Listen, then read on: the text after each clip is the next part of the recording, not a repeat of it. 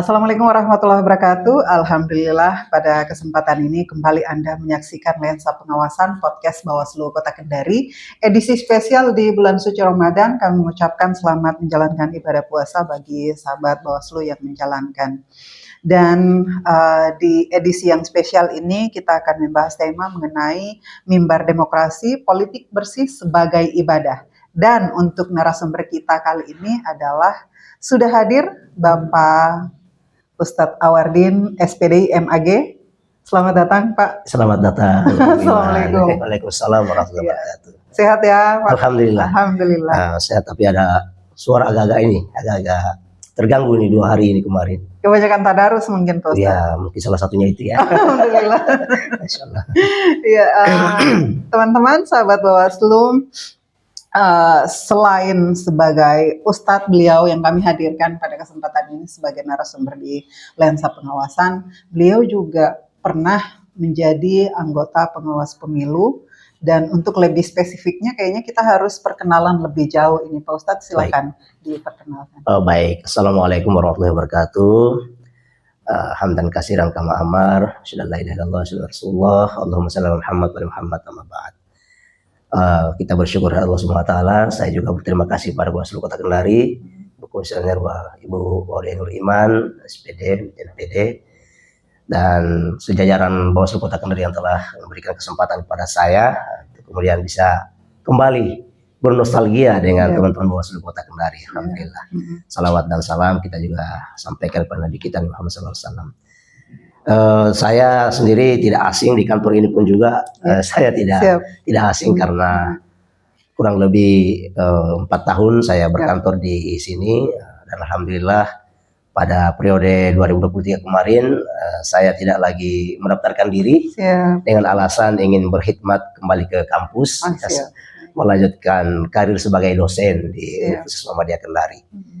Sehingga beberapa waktu yang lalu Pak Ketua Pak Sahinuddin SHMH menelpon saya sampaikan ya insya Allah kalau besok atau hari Kamis saya tidak sempat, tapi kalau hari Jumat insya Allah saya bersedia. Oleh karena itu kami ucapkan saya pribadi mengucapkan terima kasih pada jajaran Bawaslu Kota Kendari. Iya, siap. Pak Ustadz, mungkin ketika masih mahasiswa pernah mungkin menjadi pengawas pemilu atau apa begitu? Iya, saya mengawali di dunia kepemilian itu sebagai pemantau pemilu. Ketika itu Pilwali 2007, kami bergabung di pemantau pemilu daerah lokal. Waktu itu pemantau pemilu lokal dan saya ditugaskan di Kecamatan Wawua. Lanjut pada itu kemudian pemilihan umum, bukan pemilihan umum, Pilkada Kabupaten Konawe tahun 2008 juga. Saya terlibat lagi sebagai pemantau pemilu di KIPP, KIP ya? Ya, KIP. Komite Independen Pemantau Pemilu. Dan JPPR. Kemudian di JPPR itu yang banyak saya terlibat. Kemudian beberapa waktu ke depan kita juga sering melakukan kegiatan-kegiatan yang berkaitan dengan pengawasan pemilu, tapi tidak kemudian continue. Nanti di 2016 kembali waktu itu ada geliat-geliat, akhirnya terjun secara sukarela mengawasi secara pribadi saja sebenarnya waktu itu. Dan kemudian di tahun 2016 akhir masuk ke 2017 itu ada pendaftaran Panwaslu untuk pilkada Pilwali Pilwali waktu itu. Kemudian di Pilwali itu saya kemudian ikut berpartisipasi, namun waktu itu belum rezeki, nanti tahun berikutnya 2017 untuk pemilihan gubernur berpartisipasi lagi, lalu kemudian alhamdulillah rezekinya terkapil sebagai panitia pengawas pemilu untuk Pilgub tahun 2018. Nah itulah sekelumit cerita, lalu kemudian menjadi anggota Bawaslu Kota Kendari itu untuk periode pertama 2018 sampai 2023. Nah, itu sebagai lembaga yang sudah berbentuk badan tersendiri. Dulu masih berbentuk ad hoc pada saat itu. Iya, baik Pak Ustadz, terima kasih untuk perkenalannya, dan sahabat Bawaslu kembali kami tegaskan bahwa pada saat ini beliau tidak lagi menjadi pengawas pemilu, walaupun kemarin-kemarin sudah sangat pengalamannya sudah sangat banyak, tapi beliau ingin kembali mengabdi sebagai akademisi di Universitas Muhammadiyah Kendari sebagai dosen di Fakultas Agama Islam. Jadi, sahabat sekalian, kita langsung saja di tema kita mengenai mimbar demokrasi, politik bersih sebagai ibadah. Pak Ustadz, yep. Tema kita ini kan ya sebagaimana yang sudah disebutkan bahwa politik bersih sebagai ibadah. Secara teologis ini Pak Ustadz, kira-kira bagaimana Islam atau agama memandang partisipasi politik ini? Apakah memilih pemimpin itu benar-benar bernilai pahala atau sebagai ibadah atau seperti apa? Baik, terima kasih Bu Iman. Jadi sebenarnya politik di dalam Islam itu dikenal dengan istilah as-siyasah. Ya, as-siyasah itu artinya kalau diartikan secara bahasa itu adalah mengatur atau bersiasat.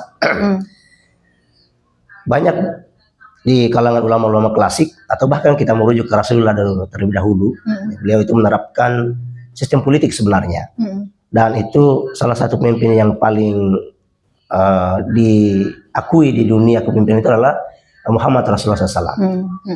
Nah, tapi masa kepemimpinan Nabi Muhammad itu belum bisa kita kategorikan itu bahwa ada yang disebut dengan pergantian atau peralihan politik, karena memang dia dipilih langsung oleh Allah Subhanahu wa taala sebagai pemimpin. Pasca wafatnya beliau, di sinilah munculnya politik Islam. Nah, kita melihat bagaimana ketika Rasulullah itu wafat, ya sebagian besar sahabat itu mereka bahkan sampai 3 hari bermusyawarah siapa yang akan menggantikan pemimpin kita Nabi Muhammad SAW ini. Nah, pergantian pertama itu dilakukan dengan cara musyawarah, dan ketika itu diajukan 2 tokoh dari kalangan Ansar dan kalangan Muhajirin. Kalangan Ansar itu kemudian menghendaki dari kalangan mereka sendiri, begitu pula dari kalangan Muhajirin. Namun kemudian muncullah tokoh yang selama ini digadang-gadang, yaitu Abu Bakar As-Siddiq. Jadi Abu Bakar As-Siddiq ini kemudian dipilih secara aklamasi. Jadi pemilihan pertama dalam Islam itu terpilih secara aklamasi, yaitu Abu Bakar As-Siddiq. Kemudian disepakati oleh semua sahabat, lalu kemudian para sahabat itu berbaiat kepadanya. Nah, setelah itu, setelah Rasulullah SAW wafat, kemudian diteruskan oleh Abu Bakar As-Siddiq, maka pimpinan berikutnya adalah Umar bin Khattab. Nah, pemilihan Umar bin Khattab itu berbeda dengan pemilihan Abu Bakar As-Siddiq. Kalau Abu Bakar As-Siddiq tadi dipilih secara langsung, secara aklamasi oleh kedua belah pihak dari Muhajirin dan Ansar, sedangkan untuk Abu Bakar Umar bin Khattab itu dia dipilih oleh tim 9 yang dibentuk oleh Abu Bakar. Jadi Abu Bakar itu Abu Bakar As-Siddiq sebelum meninggal, beliau menunjuk 9 sahabat, ya termasuk Umar bin Khattab, Utsman bin Affan, Ali bin Abi Thalib. 9 orang sahabat itu yang mereka yang bermusyawarah menentukan siapa pemimpin. Ya istilahnya kalau sekarang mungkin itu memilih formatur kalau sekarang kira-kira. Nah, lalu setelah pemerintahan Abu Bakar selama 2 tahun, kemudian Umar bin Khattab. Nah, Umar bin Khattab sebelum meninggal dunia menunjuk 6 orang sahabatnya. Nah, di antaranya adalah Utsman bin Affan, Ali bin Abi Thalib, Talha, kemudian Said bin Abi Waqqas. Ya, ada 6 orang itu juga yang akan bermusyawarah menunjuk lagi pemimpin ketika Umar bin Khattab meninggal dunia. Nah, setelah meninggal dunia, kemudian 6 orang ini bermusyawarah dan terpilihlah Utsman bin Affan. Nah, pergolakan politik pertama itu di Islam itu terjadi pada masa Utsman bin Affan. Sebenarnya Utsman bin Affan ini adalah seorang tokoh yang sangat memiliki karismatik, ya, punya kecerdasan dan kaya. Tetapi beliau ini mengangkat beberapa gubernur itu dari kalangan keluarganya sendiri. Meskipun keluarganya ini adalah orang yang punya kompetensi dan kemampuan memimpin, sehingga sebagian umat Islam itu merasa keberatan bahwa Utsman bin Affan ini melakukan namanya nepotisme. Nah, inilah awal mulanya terjadinya perpecahan dalam umat Islam. Nah, sejarah panjang politik ini memang begitu panjang kalau kita mau kaji. Tapi secara singkat bahwa memang politik dalam Islam itu amanah. Nah, amanah itu adalah sesuatu yang wajib ditunaikan, dan amanah itu adalah sesuatu yang akan dipertanggungjawab di hari kemudian nanti.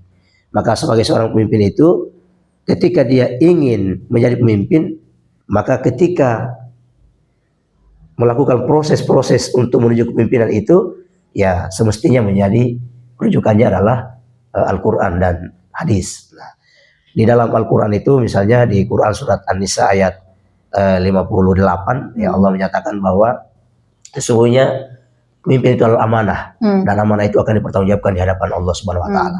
Nah, itulah konteks kita umat Islam sebenarnya. Nah, hari ini kalau kita melihat kaitkan dengan keadaan sekarang ini, memang banyak orang yang mengejar jadi pemimpin itu bukan karena amanah ya, tapi karena tanda kutip mungkin ada sesuatu yang lain. Jadi secara teologis, politik dalam Islam itu adalah sesuatu yang diperbolehkan, bahkan dalam tataran mencegah yang namanya kemungkaran, menegakkan yang namanya ma'ruf, itu diperlukan yang namanya pemimpin.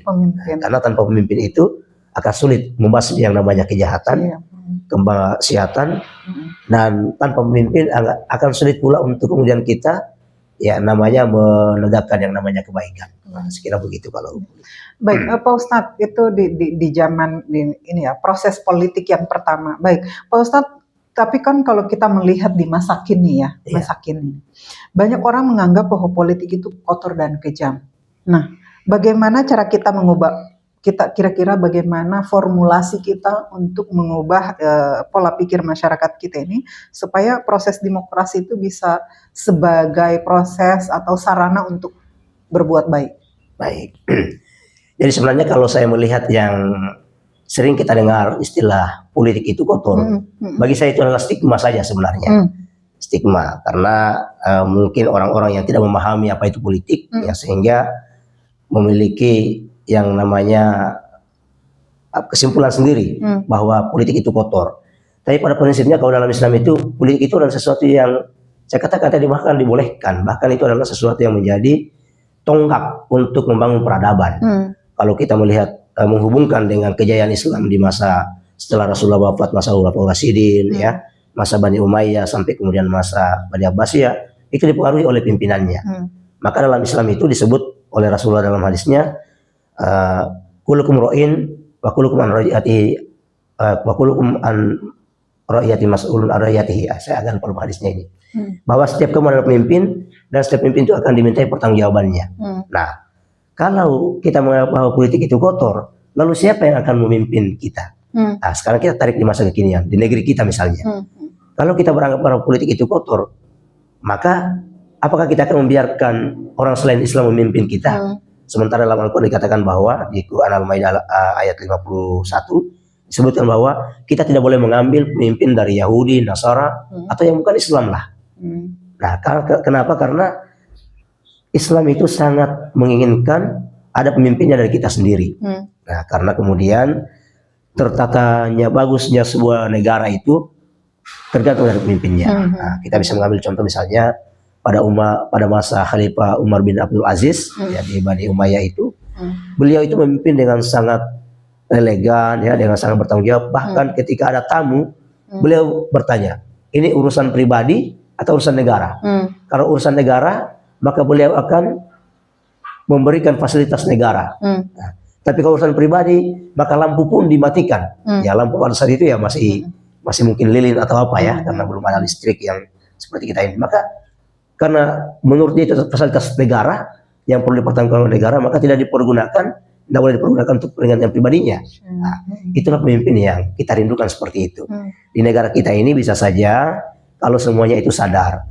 Hanya saja memang karena banyaknya yang masih menstigma bahwa politik itu kotor, ya sehingga ketika timbul masa-masa pemilihan atau di tahapan-tahapan pemilihan itu sudah masuk, banyak orang yang tidak mau berpartisipasi, banyak orang yang tidak ingin lagi terlibat di situ. Bahkan ada sekelompok orang, kita kasih tanda kutip saja, yang menganggap bahwa tidak usah berpolitik karena berpolitik dan tidak berpolitik itu sama saja, pemimpin kita akan tetap seperti itu. Nah, ini sebenarnya mindset seperti ini harus diluruskan karena kita dalam Islam itu menginginkan supaya kepemimpinan itu betul-betul dipimpin oleh orang yang memiliki tanggung jawab, oleh orang yang betul-betul bisa mensejahterakan rakyatnya. Kalau tidak bisa seperti di masa Rasulullah, seperti di masa para Khalifah Rasyidin, seperti pada masa Umar bin Abdul Aziz, paling tidak terjadi sesuatu yang bisa menimbulkan kekacauan di negara kita. Nah, itulah dibutuhkan pemimpin itu. Baik, Pak Ustadz, kalau dalam konsep amanah ini ya, sejauh mana tanggung jawab seorang pemilih saat memberikan suaranya di bilik suara nanti di hadapan Tuhannya? Iya, baik. Jadi seorang pemilih juga sebenarnya harus memiliki kriteria ketika dia ingin memilih pemimpinannya itu. Kalau dalam Islam itu sebenarnya paling tidak ditetapkan itu ada 4 kriteria yang harus dipilih seorang pemimpin. Di antaranya itu dia harus siddiq, yaitu jujur, ya. Kemudian dia memiliki sifat fatona. Fatona itu merasa cukup dengan apa yang dia miliki, sehingga ketika dia jadi pejabat dia tidak mencari kekayaan sendiri atau memperkaya diri sendiri. Kira-kira begitu, seperti itu. Kemudian yang ketiga, seorang itu pemimpin itu dia harus memiliki sifat tablik, yaitu dia berada di depan sebagai corong, sebagai contoh. Nah, itu kira-kira di antara beberapa yang menjadi kriteria pemimpin dalam Islam, sehingga kalau ada pemilih atau katakanlah kita masyarakat biasa ini ya, yang ingin memilih pemimpin itu ukurannya di situ. Ukurannya kita berharap ukurannya itu tadi. Harus melihat kriteria itu. Nah, kalau misalnya ada pemimpin yang kriterianya sama tadi lah, misalnya ada 2 atau 3 pemimpin yang hampir sama dengan kriteria, rata-rata memiliki itu, maka kita kembalikan saja kepada pemilihnya yang mana. Tetapi kalau saya sih kriteria itu tidak cukup kalau hanya seorang pemimpin itu tinggal diam di tempat tanpa kemudian juga dia harus turun menyapa siapa yang dia akan pimpin. Nah, kebiasaan yang biasa terjadi kan kalau pimpinan kita itu saat ini, kalau musim pemilu memang dia turun, ya. Tapi ketika selesai pemilu dia jauh dari rakyatnya. Kalau ada istilah itu, kalau dia mau ke pesta pada saat pemilu, kacanya dibuka, tangannya melambai-lambai, ya. Begitu terpilih, kacanya ditutup, ya. Bahkan kalau musim hujan, ya ada genangan air di jalan, dirembeskan kepada masyarakatnya. Nah, itu yang kita tidak inginkan dalam kepemimpinan Islam. Jadi kita juga harus pandai-pandai mencari pemimpin. Memang belum tentu yang kita pilih itu terpilih. Tapi kalaupun tidak terpilih, yang kita pilih itu kita anggap dia adalah yang bertanggung jawab, maka ketika kita nanti selesai di dunia ini, di akhirat nanti ditanya, ya saya tidak memilih pemimpin yang ini. Saya pilih pemimpin yang menurut saya sesuai dengan karakter Islam, tapi karena bukan rezekinya, bukan takdirnya menjadi pemimpin, ya mau tidak mau saya harus ikut kebijakan pemimpin sekarang. Katakanlah misalnya kemarin kita memilih presiden, mungkin ada yang memilih presiden A, tapi yang terpilih presiden B. Ya kita ini atau orang yang memilih presiden A tadi itu mau tidak mau harus mengikuti kebijakan yang dibuat oleh presiden B. Mengapa? Karena dia lah yang menjadi pemimpin kita saat ini. Nah, tapi tentang amanah tadi, ya kita cukup menyelesaikan amanah kita itu di bilik suara. Nah, selebihnya itu ya kita kembalikan kepada Allah, karena menjadi pemimpin juga itu tidak lepas dari takdir Tuhan. Takdir Allah. Jadi bukan hanya pemimpin, ya semua kita ini, jabatan apapun juga itu semua itu sudah tidak lepas dari takdir Tuhan. Ya. Jadi ya istilahnya kita ini harus banyak kemudian berserah diri kepada Tuhan, meminta petunjuk mana yang terbaik. Ya. Allah itu sudah mentakdirkan siapa. Nah, kalau istilah saya itu semua orang ada masanya, dan setiap masa ada orangnya. Nah, jadi sekira seperti itu. Intinya bahwa kita sebagai pemilih, kitalah yang menjadi role model sebenarnya. Kita yang memberikan contoh kepada keluarga kita, teman-teman kita, bahwa mari kita pilih pemimpin yang baik, mari kita pilih pemimpin yang lurus, pemimpin yang bisa memberikan kita kepuasan terhadap pemimpinannya, dan landasannya jelas, yaitu Al-Quran dan Sunnah. Nah, saya kira seperti itu. Baik, Pak Ustadz, nih dalam kehidupan sehari-hari kita, terus juga kemudian dalam proses pesta demokrasi di setiap tahapan itu kan, kita juga tidak lepas dari isu-isu yang krusial di masa-masanya. Salah satunya itu tentang money politik, ya, Pak Ustadz. Nah, terkait money politik ini kan, masyarakat itu seringkali terjebak di slogan ambil uangnya, jangan pilih orangnya. Bagaimana pandangan hukum agama mengenai pemberi dan penerima suap ini, Pak Ustadz, dalam konsep memilih pemimpin? Iya, ini hal yang menarik. Memang tidak pernah luput dari pembicaraan setiap masa ke masa. Politik uang ini atau money politik itu, kalau dalam undang-undang sudah jelas aturannya, ya. Saya kira belum ada perubahan, ya. Baik Undang-Undang nomor 10 tahun 2016 maupun Undang-Undang nomor 7 tahun 2017. Ya, yang agak keras itu kan di Undang-Undang Pilkada ya, Undang-Undang Nomor 10 Tahun 2016 itu bahwa kalau seingat saya itu di sana dinyatakan bahwa setiap orang, jadi siapapun yang melakukan money politik, maka ketika dia ditemukan oleh pengawas pemilu dan kemudian diproses, terbukti maka dia akan mendapatkan sanksi, bahkan itu sampai 3 tahun kalau tidak salah ya, 36 bulan. Nah, kalau di Undang-Undang 7 2017 itu agak sedikit kelemahan di sana, karena yang dikenai pidana itu hanya bukan lagi setiap orang, tapi pengurus parpol, apa istilahnya itu ya, anggota atau tim kampanye ya, tim kampanye yang ya, ada dalam jadi bukan lagi setiap orang. Nah, ini agak sulitnya di situ. Terlepas dari itu, kalau kita kembalikan ke kacamata agama, Mama, politik uang juga itu adalah hal yang tidak dibenarkan. Itu jelas di dalam sabda Rasulullah mengatakan ar-rashi wal murtashi finnar. Itu bahwa lebih kejam lagi kedengarannya, bahwa yang disuap dan yang menyuap ya itu di neraka. Ini ngeri juga ini hadisnya ini ya. Memang konteks hadis ini sebenarnya bukan konteks pilkada. Konteks hadis ini adalah ketika ada seseorang yang pada saat itu tentang keadilan ya, tentang mencari hukuman, bila mana seorang hakim memberikan putusan yang tidak sesuai oleh karena dia disuap. Tapi sebagian ulama itu kemudian menarik konteks ini juga ke dalam money politik tadi, ya, politik tadi, bahwa pada prinsipnya kenapa ditarik ke sana, karena seseorang yang melakukan money politik itu dia memberikan uang atau memberikan sesuatu, materi atau barang dengan maksud tertentu supaya dia dipilih. Nah, itu yang jadi kajiannya di situ. Nah, sehingga para ulama itu kemudian bersepakat bahwa meskipun hadis tadi itu konteksnya adalah tentang seorang hakim yang menerima suap atau disuap, ya, tapi kalau kita bawa di dalam konteks pilkada itu juga erat kaitannya.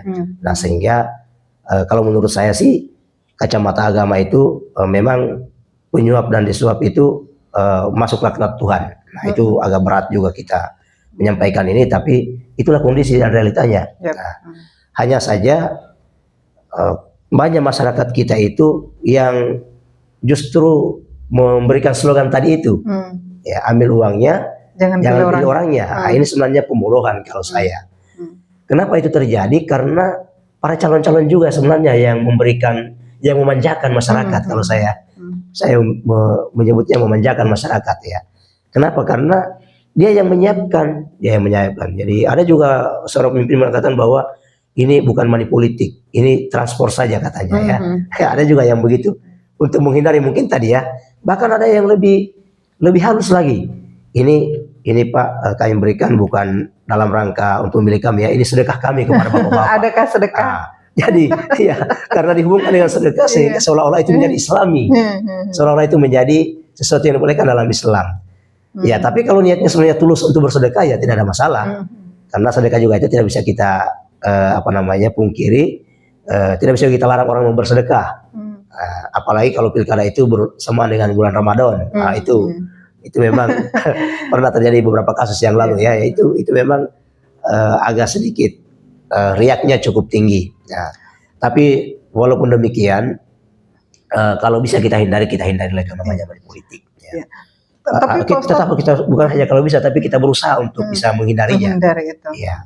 Tapi Pak Ustadz, ini tadi untuk membedakan sedekah dan money politik. Betul. Itu walaupun misalnya dibilang tipis, tapi kira-kira yang bedanya itu di sebelah mananya ini Pak Ustadz? Kalau sedekah itu adalah sesuatu yang kita keluarkan tanpa ada embel-embel.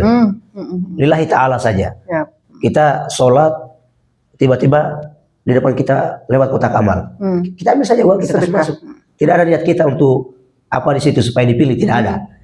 Kita mungkin jalan di lampu merah, tiba-tiba kita lihat anak-anak yang kita merasa kasihan, memberikan ya 2.000, 3.000, 5.000, 10.000, itu masuk kategori sedekah. Apalagi sekarang di bulan Ramadan kita mau berbagi dengan memberikan takjil atau apa, itu sedekah. Jadi kita memberikan itu tendensinya adalah untuk mencari pahala, beramal. Beda dengan money politik. Meskipun tadi dibungkus dengan sedekah, tetap ada tendensinya. Ada tendensi lain di sana. Jadi misalnya ada orang datang ke calon A, misalnya, ini sedekah ya, tapi calonlah itu sedekah, tapi dia pasti sudah ditekan di sana ya. Ya meskipun dia sedekah, tapi tolonglah ingat-ingat juga saya. Jadi sudah ada tendensi yang lain yang berbeda. Ada bungkusan lain. Iya, maksudnya dengan maksud dan tujuan dari pemberian itu berbeda dengan sedekah. Kalau sedekah itu memang lillahi ta'ala, tidak ada pamrih, ya tidak ada ingin dibalas dengan apa. Tapi kalau money politik sangat jelas. Apapun sebutannya, dia tetap mengharap supaya dia dipilih oleh orang yang dia berikan tadi itu. Nah, itulah bedanya. Memang tipis ya. Baik, Pak Ustadz, apakah misalnya ada dampak spiritual ini bagi pemimpin yang naik tahta karena dari tadi hasil menyuap rakyat, atau bagaimana keberkahan pemimpinnya akan hilang, atau seperti apa pandangan Pak Ustadz? Kalau kita berbicara dampak ya, memang bisa saja ada dampak positif dan juga dampak negatif. Ya, kalau dampak positifnya itu ya yang bersangkutan terpilih menjadi pemimpin dan orang-orang di belakangnya itu akan diperhatikan ya, ada manfaat di situ ya, ada manfaat yang didapatkan ketika terpilih. Nah, tapi kalau kita berbicara dalam versi agama, bahwa seorang yang terpilih karena money politik itu memang keberkahannya kurang atau hilang lah ya, sehingga boleh jadi terjadi hal-hal yang kita tidak inginkan ya, seperti ya kalau kami sih ya para orang-orang yang berkecimpung di dunia agama ini, misalnya kalau terjadi gempa bumi, biasa kita hubung-hubungkan itu ya, mungkin pemimpin kita ini perlu istighfar lah atau apa ya. Tapi tidak semua juga seperti itu hanya pendapat pribadi saja sih kalau saya melihatnya itu. Karena keberkahan itu tidak diukur dengan seorang pemimpin itu bisa selamat 5 tahun memimpin, tidak di situ ukurannya. Tapi keberkahan itu adalah bagaimana masyarakat tentram ya, tidak ada kekacauan, kemudian orang mencari nafkah itu di wilayah di masyarakat itu dengan baik ya, tidak ada riak-riak ya dan sebagainya. Itu ukuran keberkahan. Sama kemudian kalau kita mendapatkan gaji misalnya atau honor, ya tidak dilihat dari besarnya, tapi berkahnya. Berkah itu maksudnya mungkin hanya sedikit, tapi sedikit itu mencukupi kebutuhan apa yang kita inginkan, dibanding dengan banyak tapi seolah-olah habis begitu saja. Nah, itulah yang membedakan berkah. Nah, itu di dunianya. Tapi kalau di akhirat tadi itu kita kembali ke hadis bahwa setiap kamu adalah pemimpin, dan pemimpin itu akan dimintai pertanggungjawaban. Meskipun mungkin dia terpilih dengan cara money politik ya, kalau kemudian dia memimpin dengan cara Islam juga, yang menerapkan sistem pemerintahan dengan mengadopsi nilai-nilai Islam atau Al-Quran dan hadis, ya barangkali itu bisa menjadi sesuatu yang meringankan bagi pemimpin itu. Karena kalau kita umat Islam ini memang meyakini ada kehidupan setelah kematian, dan di sanalah tempat pertanggungjawaban kita, pertanggungjawaban amal. Nah, termasuk seorang pemimpin itu, bahkan bukan hanya pemimpin negara, pemimpin dalam rumah tangga pun juga akan dimintai pertanggungjawaban. Bagaimana kau membimbing suamimu, membimbing istrimu ya, bagaimana istri membimbing anak-anaknya, bagaimana kemudian kita di misalnya RT, RW sampai kemudian presiden, semua itu akan dimintai pertanggungjawabannya di hadapan Allah Subhanahu wa taala, sehingga ketika dia terpilih dengan diawali dengan niat yang sungguh-sungguh untuk memimpin, meskipun mungkin dicampuri tadi dengan money politik itu, ya walau alam bisawab ya, kita serahkan kepada Allah. Tapi kalau menurut saya itu yang penting pemimpinannya itu betul-betul dia kiprahkan untuk kepentingan rakyat, dan juga tidak menyalahi aturan-aturan agama Islam ketika menjalankan kepemimpinan. Maka bagi saya itu akan ada nilai plusnya juga, akan ada pahalanya juga. Apalagi kalau jadi pemimpin misalnya dengan kekuasaannya dia menutup tempat-tempat maksiat, dengan kekuasaannya dia membuka lapangan kerja, dengan kekuasaannya dia mendatangkan kebaikan bagi masyarakat. Nah, kan itu adalah amal-amal yang tidak bisa dilakukan oleh orang per orang, tapi hanya bisa dilakukan oleh pemimpin. Nah, sehingga kesimpulannya adalah tanggung jawab, bahwa setiap pemimpin itu punya tanggung jawab, dan tanggung jawabnya itu akan dipertanggungjawabkan di dunia dan akhirat. Nah, saya kira itu dampaknya. Baik Pak Ustadz, ini tadi selain soal politik uang, selain money politik itu kan biasanya juga ada bentuk kecurangan lain. Misalnya ini penyebaran berita bohong, memfitnah lawan politik. Ada juga bahkan ada intimidasi Pak Ustadz. Bagaimana Pak Ustadz melihat fenomena ini? Dengan kita menyebutnya menghalalkan segala cara Ah. demi kemenangan ini. Bagaimana? Ya, sebenarnya kampanye dalam Islam itu kan masuk dalam kategori kampanye ya, atau apalagi mempromosikan diri lah atau calon. Dalam Islam juga itu ada aturan-aturannya bahwa tidak kemudian diperbolehkan melakukan hal yang semacam tadi itu ya, hoax ya, apa semua di media sosial, apalagi sekarang ini memang kita era digital ya. Sedikit saja kita berbuat sudah viral. Iya. Ya, jadi memang kehati-hatian itu sangat dibutuhkan di sini. Bahkan ada yang tidak segan-segan mengambil ayat, ya, mempelintir ayat, ya, itu jadi mengambil potongan-potongan ayat, menghubungkan dengan partainya atau dengan calonnya. Itu adalah sesuatu yang tidak dibolehkan dalam agama, dan itu masuk dalam kategori berbohong. Nah, berbohong itu dalam Islam adalah sesuatu yang tidak diperbolehkan. Bahkan berbohong untuk kebenaran pun juga itu ada konteksnya, kecuali berbohong untuk melindungi nyawa seseorang, itu yang dibolehkan. Jadi para ulama di sini khilaf juga, tapi sebagian sepakat bahwa bohong yang dibolehkan itu adalah bohong hanya untuk melindungi seseorang yang nyawanya terancam. Misalnya ada seorang buronan datang di rumah kita, kemudian ada yang mengejar, kita bilang tidak ada orang itu, hanya untuk menyelamatkan dari orang yang memburunya tadi. Nah, itu untuk saat itu dibolehkan. Pernah ada riwayat barangkali yang serupa itu? Oh iya, memang di zaman Rasulullah itu ya pernah, bukan zaman Rasulullah, di zaman para sahabat, suatu waktu ketika itu terjadi, misalnya di zaman Ali bin Abi Thalib, ya, Ali bin Abi Thalib itu memimpin. Memang kepemimpinan Ali bin Abi Thalib itu sudah mulai terjadi kekacauan di mana-mana ya. 5 tahun beliau menjadi khalifah, tapi sudah terjadi perpecahan di tubuh umat Islam sendiri. Kenapa? Karena terjadinya tadi itu berita hoax, berita bohong, berita apa ya. Sehingga ada seorang sahabat yang datang di depan Ali berkata, "Wahai Ali, saya ini melihat sebelum engkau jadi khalifah, kita ini umat Islam damai-damai saja. Kita ini umat Islam tenang-tenang saja. Kok begitu kamu jadi khalifah, kita jadi berpecah?" Nah, apa jawabnya Ali? Waktu itu saya adalah sebagai masyarakat yang menghormati khalifah. Kenapa sekarang terjadi perpecahan? Karena kalian masyarakat tidak menghormati lagi sebagai khalifah. Nah, jadi dikembalikan kepada sahabat tadi bahwa kenapa kemudian terjadi perpecahan, kemudian kekacauan di mana-mana, karena dari masyarakat sendiri yang melakukan itu. Nah, memang ternyata pada saat itu sudah terjadi kebohongan di mana-mana.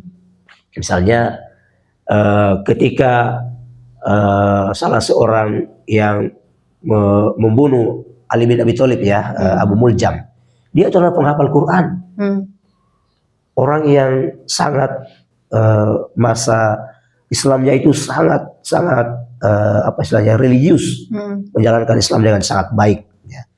Tapi kemudian dia mendapatkan informasi bahwa khalifah itu melakukan perbuatan salah. Nah, artinya dia mendapatkan berita hoax sebenarnya. Sehingga dari rumahnya dia sudah asal memang parangnya, kemudian dia datang sholat subuh. Begitu Khalifah Ali sedang sujud, dia lompat menusuk leher Ali. Nah, disebabkan karena apa? Tadi itu berita hoax yang didapatkan. Nah, jadi memang salah satu apa namanya ini dampaknya itu berita hoax sangat apa namanya besar sekali. Nah, sehingga kalau itu berhubungan dengan pemilu ya, terjadi berita hoax tadi, terjadi apa kampanye hitam ya, maka tugas kita sebagai masyarakat ya membantu teman-teman di pengawas pemilu ini mengingatkan bahwa hal itu adalah sesuatu yang tidak diperbolehkan, baik secara hukum positif undang-undang maupun dengan agama. Ya, agama dengan tegas melarang bahwa ya berbohong itu adalah perbuatan yang tidak baik, perbuatan dosa, perbuatan keji. Pak Ustadz, kalau di Bawaslu kan ada aturan mainnya sendiri, undang-undang pemilu dan undang-undang pilkada misalnya. Kalau dalam kacamata agama, Pak Ustadz, ini sejauh mana kewajiban kita sebagai warga negara untuk patuh pada aturan ini? Memang di dalam Islam juga itu kita sangat dianjurkan untuk memenuhi apa namanya aturan-aturan yang ada. Bahkan Allah menyatakan dalam firman-Nya, "Atiullaha wa atiur rasul wa ulil amri minkum." Taatlah kepada Allah, taat kepada Rasulullah dan pemerintah di antara kamu. Nah, jadi dalam konteks berbangsa dan bernegara, maka kita harus taat terhadap ya dari paling bawah RT, RW, lurah, camat, bupati, wali kota, sampai kemudian gubernur, presiden. Yep. Maksudnya yang kita taati itu adalah aturannya. Nah, dalam tataran agama, itu para ulama berbeda khilaf atau ada berbeda pendapat, ada khilaf di situ. Kenapa? Karena kalau seorang kepala negara misalnya dia tidak terlalu memahami agama, kemudian mencampuri agama, itu yang ulama khilafnya di situ. Bahwa pesan agama. Tapi secara umum dalam berbangsa dan bernegara, kita masyarakat ini harus wajib juga mentaati itu. Karena ada perintahnya dalam Al-Quran maupun juga di dalam hadis, ya, disebutkan oleh Rasulullah bahwa siapapun di antara kita ini akan dimintai pertanggungjawabannya di yaumil kiamat nanti. Nah, salah satunya itu kalau kita menghujat pemerintah karena kita tidak suka, nah, itu pasti diminta juga pemerintah, apa diminta pertanggungjawaban. Nah, makanya saya ketika berdiskusi dengan teman-teman di kampus, ya, karena sampai sekarang itu masih ada pro kontra terhadap baik pemimpin yang lama maupun pemimpin yang baru ini. Saya selalu katakan, sudahlah. Ya. Kenapa? Karena saya sampaikan, kalau saya, seburuk apapun pemimpin yang sekarang kita harus terima. Karena itu adalah takdir Tuhan juga. Dan seburuk apapun pemimpin yang sudah lewat, juga kita harus terima. Karena biar bagaimana pemimpin kita yang waktu itu terpilih. Dia terpilih juga karena takdir Tuhan. Tugas kita adalah meluruskan ini masyarakat. Apalagi kita ini, ya kalau macam saya sekarang ini, ya dipandang sebagai penceramah lah, ya. Tugas kami ya begitu, menyampaikan kepada masyarakat bahwa pemimpin kita itu perlu dihormati, ya kita taat aturan. Kalau naik motor, ya bawa SIM, ya kalau SIM-nya sudah mati, ya saya ini SIM-nya sudah mati, yang SIM motor saya, kalau SIM mobil masih hidup. Kalau SIM mati ini baru mau mengurus perpanjang. Kita urus kembali, ya, kemudian pakai helm apa semua, itu kan aturan-aturan yang kelihatannya simpel tapi banyak orang melanggarnya. Nah, sehingga mereka sendiri yang mendapatkan akibatnya. Nah, jadi saya kira balik lagi soal kita disiplin atau tidak pada aturan itu, ya Pak Ustadz. Dari hal yang kecil, kalau kita patuh, misalnya tadi Pak Ustadz contohkan, kalau SIM-nya sudah mati ya diperpanjang, dan kalau berkendara naik motor misalnya harus pakai helm dan sebagainya. Memang maksudnya itu hal-hal yang sepele, kecil, tapi itu membawa dampak besar kalau misalnya kita tidak patuh pada itu, ya Pak Ustadz. Pak Ustadz, ini kita di segmen terakhir nih sekarang Pak Ustadz, untuk para calon peserta pemilu nantinya, baik itu partai politiknya maupun peserta yang independennya, Pak Ustadz. Apa pesan Pak Ustadz bagi para kontestan ini agar tetap menjaga integritas dan tidak mengorbankan nilai-nilai agama demi ambisi? Iya, kalau kita melihat bagaimana perkembangan atau dinamika politik sekarang ini, saya sebenarnya merasa lebih enjoy, ya, karena rata-rata memang sudah dewasa, ya. Baik partai politik maupun calon-calon independen juga sudah menunjukkan sikap yang menurut saya sudah cukup baik lah. Di antara mereka juga sudah banyak yang memahami tentang aturan-aturan, baik aturan dalam hal ini aturan positif undang-undang maupun aturan agama. Ya, tinggal aplikasinya saya di lapangan ini yang kadang-kadang memang masih sering bertentangan, baik aturan di undang-undang maupun aturan agama. Nah, kalau saya punya saran terhadap partai politik misalnya, ya maka sering-seringlah kemudian berkomunikasi dengan tokoh-tokoh agama. Itu juga bisa memberikan kita pembinaan rohani, pembinaan mental, sehingga partai apapun itu kalau dia dihiasi dengan ilmu agama, saya kira juga itu akan membela hal-hal yang, atau akan berada di hal-hal yang baik, yang benar, menegakkan yang benar, ya. Kemudian melakukan prosesnya juga dengan cara yang benar. Ya, saya tidak, ini saya hanya mencontohkan saja bahwa misalnya, mohon maaf ini kalau saya menyebut organisasi, ya, misalnya di Muhammadiyah itu kalau memilih pemimpin itu begitu tenang, ya, hanya 1-2 jam itu sudah terpilih, tidak ada riak-riak, tidak ada itu, karena masing-masing itu sudah punya pilihan, dan kalau yang tidak terpilih itu mereka rela, apa istilahnya itu, punya tekad rasa, berlapang dada bahwa pilihan saya tidak terpilih, ya sudah, itu takdir Tuhan. Nah, kita sekarang ini kan bedanya begitu, itulah bedanya, karena kalau yang kita pilih tidak terpilih, wah, kita seolah-olah merasa tidak puas sehingga melakukan gerakan-gerakan yang bertentangan dengan undang-undang ataupun bertentangan dengan agama. Nah, sehingga yang kedua saya sarankan juga kepada partai politik ataupun juga kepada teman-teman yang mungkin punya niat untuk jadi pemimpin, kita banyak membaca ya, kalau kita Islam ya kita membaca lah itu bagaimana sejarah-sejarah pemimpin di masa lalu, karena menjadi pemimpin dalam Islam itu tidak mudah. Menjadi pemimpin dalam Islam itu adalah amanah yang akan dipertanggungjawabkan baik di dunia maupun di akhirat. Nah, mulai dari partai politik ataupun kendaraan-kendaraan politik yang lain itu akan menjadi sesuatu yang dipertanggungjawabkan di dunia dan di akhirat. Nah, saya kira itu mungkin poinnya kalau saya.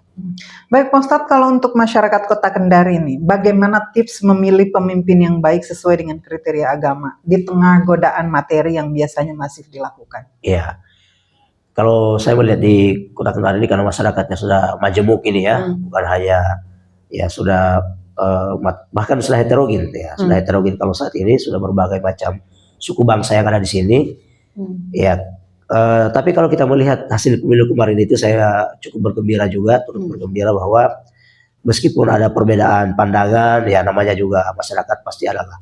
Tapi lalu kemudian masyarakat sudah secara dewasa menunjukkan bahwa seperti inilah wajah Kota Kendari. Ya. Jadi kalau masyarakat di Kota Kendari ini, saya rasa tidak perlu kita berikan, ya mungkin masyarakat awam saja ya, yang ada di seputar pinggiran-pinggiran atau pesisir-pesisir pantai yang masih mungkin agak terlalu informasinya masih agak jauh ya dari. Tapi yang di pusat-pusat kota ini saya kira masyarakatnya sudah pada cerdas, yang menentukan pilihan yang mana yang terbaik. Yang misalnya kemarin ada 4 calon, ya masyarakat sudah bisa memberikan pilihannya yang terbaik. Ya. Dari kacamata saya sih, kalau seorang pemilih itu tidak hanya kemudian karena dia punya kemampuan tadi itu ya, karena kalau di Kota Kendari itu masih dipengaruhi juga oleh faktor-faktor yang lain, ya misalnya faktor etnis ya, kita juga tidak bisa pungkiri itu, karena secara sosiologis maupun secara antropologis ya itu semua berkaitan dengan erat dan bisa dilepaskan. Tapi yang terpenting adalah saya mengajak kepada warga Kota Kendari ke depan ini ya, 2 tahun lagi atau hampir 3 tahun ke depan kurang lebih kita memilih pemimpin baru ya, kita harus menunjukkan bahwa pemimpin ke depan itu adalah pemimpin yang memiliki integritas ya, pemimpin yang memiliki kepedulian terhadap masyarakat Kota Kendari ya.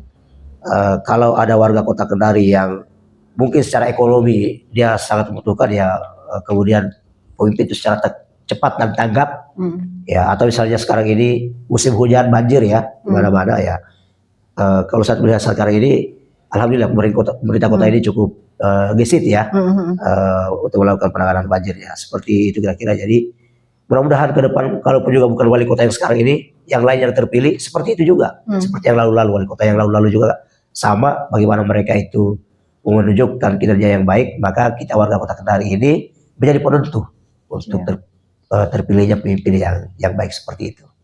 Baik Pak Ustadz, sebagai closing statement atau mungkin doa atau pesan singkat kepada para pemimpin hasil dari pemilu kemarin untuk selalu amanah dalam menjalankan tugas dan tanggung jawabnya. Saya kira mungkin kita berharap kepada Allah untuk menurunkan rahmatnya, apalagi di bulan Ramadan ini. Tentu Allah SWT sangat mencintai hambanya yang menegakkan yang namanya amar ma'ruf dan yang melawan yang namanya kemungkaran atau kemaksiatan. Salah satu di antara tugas pemimpin itu adalah menegakkan kebaikan dan melawan kemaksiatan atau kejahatan. Kita berharap Allah SWT memberikan keberkahan di daerah kita ini, khususnya di Kota Kendari, umumnya di Indonesia ya, mulai dari presiden, gubernur dan juga wali kota. Mudah-mudahan Allah memberikan keberkahan kepada para pemimpin ini sehingga menjalankan kepemimpinannya dengan penuh amanah, memperdulikan atau menempatkan kepentingan rakyat di atas kepentingan pribadi dan golongan, dan juga mempertanggungjawabkan di hadapan Tuhan, di hadapan Allah, yaitu melakukan kepemimpinan dengan berdasar pada kepemimpinan Nabi tadi, dengan mengedepankan nilai-nilai kejujuran, nilai-nilai keteladanan, dan yang paling penting adalah kalau dia Islam memberikan contoh bahwa saya adalah pemimpin Islam, maka saya harus bersikap sesuai dengan agama saya, agama Islam. Saya kira mungkin seperti itu aja. Terima kasih Pak Ustadz atas kehadirannya. Ya, sehat terus ya Pak Ustadz. Terima kasih sekali lagi Pak Ustadz atas kehadirannya. Teman-teman sahabat Bawaslu yang sudah menyaksikan lensa pengawasan, kami ucapkan terima kasih. Selamat menunaikan ibadah puasa. Kita jumpa lagi di episode selanjutnya. Wassalamualaikum warahmatullahi wabarakatuh.